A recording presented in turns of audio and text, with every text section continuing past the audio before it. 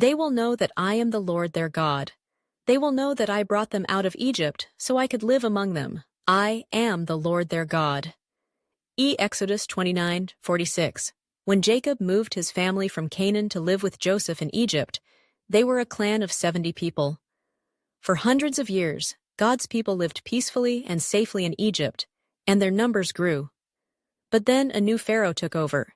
He was afraid of God's people because their commitment to God was strong, and they had become a powerful nation just as God had promised. So the king of Egypt forced them to work as his slaves. But God had a plan.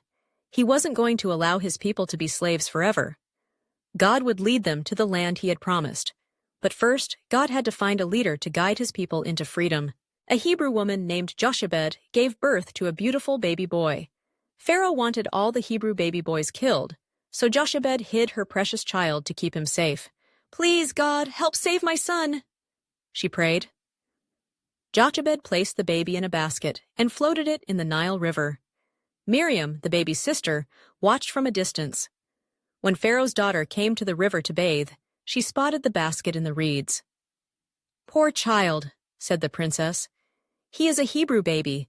I will keep him as my own and call him Moses, because I brought him out of the water." Moses became the son of the princess. He grew up in the palace in Egypt, but when Pharaoh tried to kill him for harming an Egyptian, Moses ran away to the desert. Moses lived in the desert of Midian for many years. One day on Mount Horeb, the mountain of God, Moses noticed a bush covered in flames. He wondered, why isn't the bush burning up? Suddenly, a voice boomed out of the flames. "Moses! Moses! Do not come any closer. I am the God of Abraham, Isaac, and Jacob. I have heard the cries of my people. I am going to rescue them. Go back to Egypt. Tell Pharaoh to let my people go." Moses was shaking. "No, Lord, not me. Who am I to talk to Pharaoh? Send somebody else." "I will be with you, Moses. Here is a sign to show that I sent you. Throw your staff on the ground, and it will turn into a snake."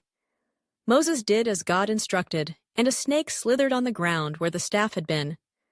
Moses grabbed the snake's tail, and it turned into a staff again. Moses saw God's power.